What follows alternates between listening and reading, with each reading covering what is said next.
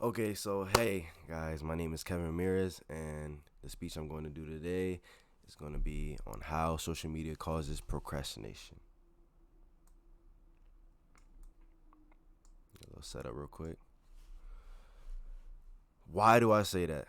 As you know, in the world today, technology has continued to advance in effort to make our lives easier. Basically, at one point, everything's going to be done with a touch of a button or literally a command.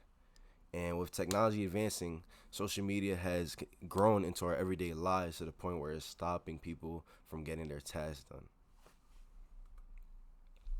Well, according to CNN Wire, they state you had every intention of starting that report first thing Monday, but now the deadline looms large. Does it sound familiar? You might have a problem with procrastination. You are not alone. Let me just move this real quick. Where is it? Where is it? Where is it? All right. Basically, you are not alone. It doesn't really separate the higher achievers from yourself when it comes to last minute things. They just handle the situations better and the stress better than you do. Procrastination is just a learned habit of avoiding stress, and as you know it, the longer you keep putting something off, the more stressful it becomes. And the habit, it's an habit for everyone, but making a to-do list is a solution that could work. I almost lost my words right there. Basically, it's more simple than you think.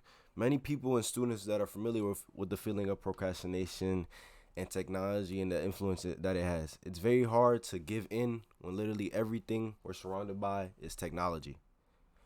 We procrastinate because we give in to feel good, said an associate professor of psychology at Charleston University. If a task makes me frustrated or bored, avoidance lets me escape those emotions. Basically, it's very easy to give in when being comfortable feels like the best option out there. It's literally human nature. If you had a bunch of things to do with a small portion of time, you would just keep putting them off. Some life hacks. Some of the coping techniques researchers say suggest are making a to-do list, basically breaking larger tasks into smaller portions, and throughout time you reward yourself for those good behaviors. You start to build these habits. And it takes a few adjustments, but once you build those good habits, getting those assignments done or whatever you had that you put off would be done without a problem. And you'll have more time on your hands than before.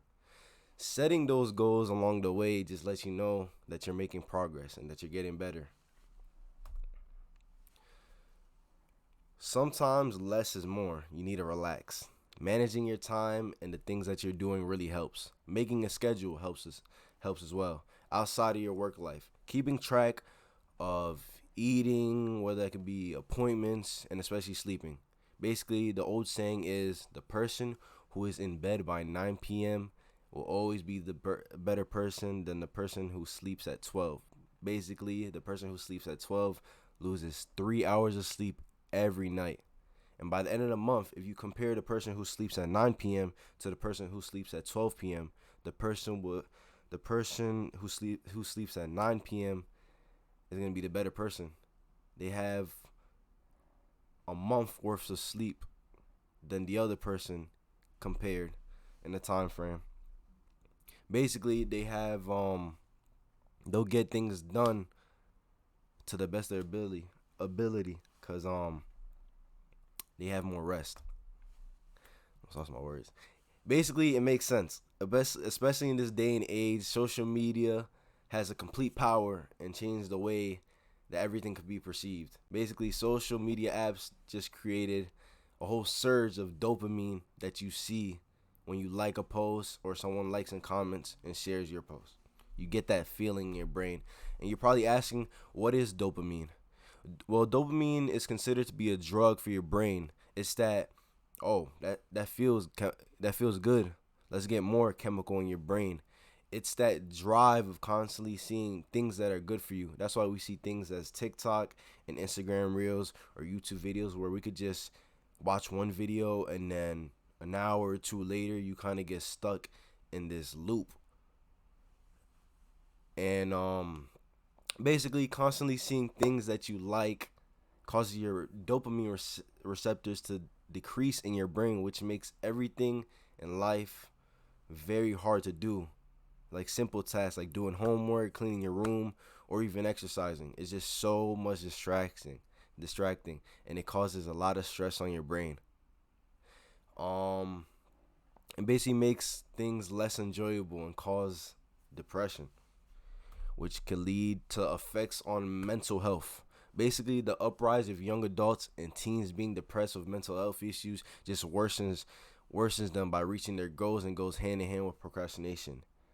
It stops people from getting from point A to point B, and many teens feel like something is in the way and making them lazy from getting their tasks done.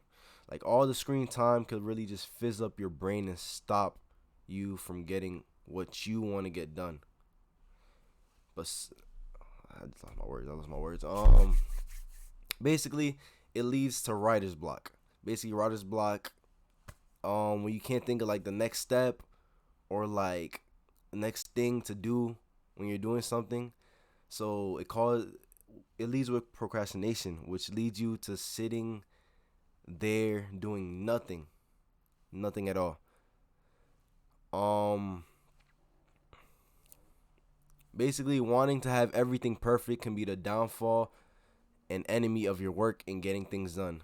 Perfectionism is one of the causes of writer blocks. If you sit down and you're trying to get a task done, and if you're just worrying about getting everything perfect, everything niche natch, then you're not gonna get anything done. You're gonna think about, oh, this could have been like this, that could have been like that, and you're just gonna get nowhere. But how can we fix that? The best way to beat it is to remind yourself that we're merely working on our first draft. Basically, thinking that you're doing something that is not as stressful than you think it is going to make things easier. Basically, in conclusion, social media has grown into our everyday lives, and it has got to a point where it's stopping people from getting their tasks done or even going outside. Yeah, so this is my persuasive speech on how social media causes procrastination from getting everything, whatever you got going on, not done. So yeah, I hope you guys enjoyed the speech.